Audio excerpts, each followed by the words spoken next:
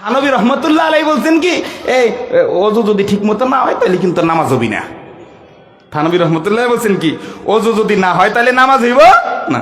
এখন একজন দাঁড়াই কয়, এই মোল্লা তুমি এই সব কথা কও কোনটা? 30 বছর ধরে আমি ওযু ছাড়া নামাজ পড়তেছি, কই একদিনও তো আমার নামাজ ভাঙ্গার শব্দ পাইলাম না। হ্যাঁ, আরে এটা ভাঙছে না না ভাঙছে ওটা দেখার জায়গা আছে, এখন বুঝবি না।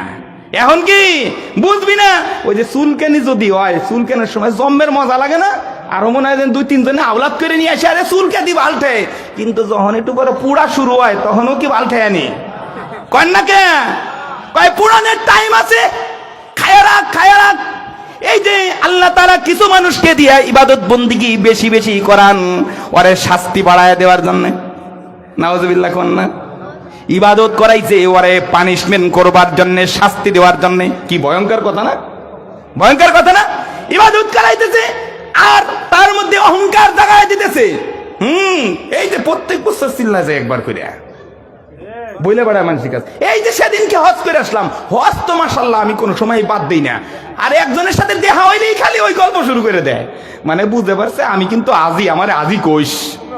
আপনাদের দেশে যে নাই তাও কই না, আছে তাও কই না, ওই ভেজালের দিকে যাওয়ারই কাম নাই। বুঝতে পারছেন?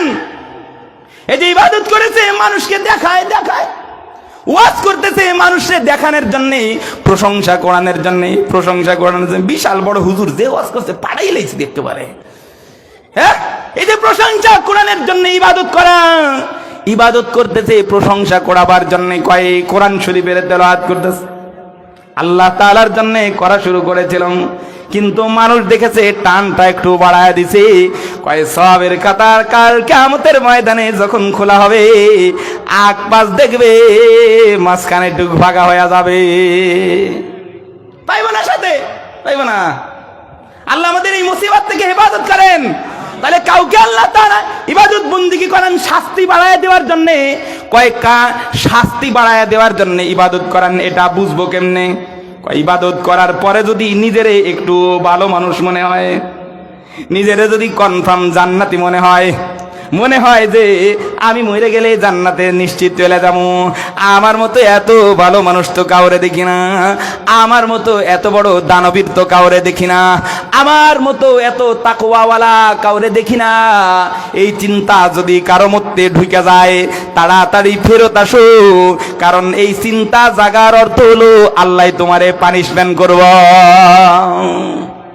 এমন রোগ আমাগো আছে না নাই? জোরে কেন আছে না নাই? এই যে তাবলীগ জামাতে রক্তাক্ত করে ফেলাইলো, তাবলীগের ময়দান রক্তাক্ত করে ফেলাইলো, যে লোকগুলা গাট্টি বুসকা নিয়া মানুষের দাঁড়ে দাঁড়ে ধুইরা ঘুইরা দিন ইমান শিখায়, নিজের পকেটের টাকা দিয়া মানুষের দাঁড়ে দাঁড়ে ঘুইরা ইমান শিখায়, এ লোকগুলারে পিটায়া মারা ফেলাইলো।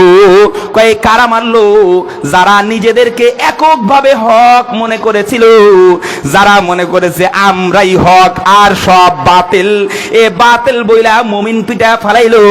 কয় এর দ্বারা বোঝা যায় অগো কপাল পুড়ছে, কপাল পুড়ছে বেটা। কারণ ইবাদত কইরা যদি নিজেরে খুব ভালো মনে হয় তাহলে বুঝতে হবে ওর কপাল পুড়ে গেছে। যদি নিজেরে ভালো মনে না হইতো তাহলে টুঙ্গির ময়দান রক্তাক্ত করে ফেলতো না, ঘুমন্ত মানুষগুলারে বাইরে মাইরা ফেলাইতো না। কেন মারলো? ওরা তাদের বিরোধী মতের যারা আছে তাদেরকে ওয়াজিবুল কতল মনে করে, কতল করে ফেলানো তারা বৈধ মনে করে। একটা গুনার কাজকে যখন কোনো ব্যক্তি বৈধ মনে করবে, তখন এই লোকটা আর ইমানদার থাকবে না, বরং ইমানের হদ থেকে বাইর হয়ে চলে যাবে। নাউজুবিল্লাহ কোন? এই যে তাবলীগের বাণী ইলিয়াস রহমাতুল্লাহ আলাইহি মৃত্যুর যখন সময় হয়েছে কাঁদতেছে, শুধু কান্দে না, কাঁপতেছে, থরথরাইয়া কাঁদতেছে আর কাঁপতেছে। শফি মুফতি শফি রহমাতুল্লাহ আলাইহির কাছে খবর আসলো, ইলিয়াস রহমাতুল্লাহ আলাইহি কান্দে আবার কাঁপতেছে, কারণ কি একটু দেখেন খবর না। কাছে গেছে, যাইয়া দেখে যে কাঁদতেছে কাঁপতেছে, জিজ্ঞেস করে ব্যাপার কি, এত কান্দাকাটি কাঁপাকাপি করেন কে? আলো দুনিয়া এমন একটা জায়গা, এই জায়গা মৌত ছাড়া বাইরানের কোনো রাস্তা নাই, আছে নাকি? আপনারা কোন আছে? দুনিয়া এমন একটা জায়গার নাম যেখান থেকে বাইরানের একটাই রাস্তা খোলা, সেটা হলো মৃত্যু। সেটা কি? একজনকে মৃত্যু ছাড়া আল্লাহ তাআলা উঠায় নিছিলেন, আবার দুনিয়ার মধ্যে ল্যান্ড করাবেন, এখান থেকে জান কবাজ করবেন, তারপরে রূহটারে নিয়ে নিবেন। কোন এই লোকটার নাম কি? হ্যাঁ মাশাআল্লাহ। কি কেন কয় মৃত্যু তার জমিনে হয় নাই, এই জন্য জমিনে আবার তাকে আনা হবে, তারপরে মৃত্যু দিয়া তারপরে আল্লাহর কাছে উঠায় নিয়ে যাওয়া হবে। মৃত্যু ছাড়া দুনিয়ার থেকে কেউ বাইরে হইতে পারবে না, সবাইকে মৃত্যুর গেট দিয়া তারপরে বাইরে হইতে হবে। শফি রহমাতুল্লাহ আলাই বলেন, এত কান্দাকাটি কেন করেন, মৌত তো সবারই হবে। শফি রহমাতুল্লাহ আলাই কয়, ভাই তুমি যা মনে করছো তা না, আসলে কিন্তু আমি কাঁদতেছি মৃত্যুর ভয়ে এমন নয়, আরে মৌত তো আছেই, মৃত্যু তো বরণ করতেই হবে। কয় তাই কান্দেন কেন, এত কান্নাকাটির কি আছে? কয় ভাই শোনো, আমি একটা তবলিগের একটা পন্থা আমি চালু করে দিয়েছি, দ্বীনের একটা কাজ শুরু করেছি, আল্লাহ তাআলা আমাকে দিয়া শুরু করিয়েছেন। এই দ্বীনের কাজটা এখন ব্যাপকভাবে প্রচার প্রসার শুরু হয়ে গেছে, এই জন্যে আমার ভয় হয়।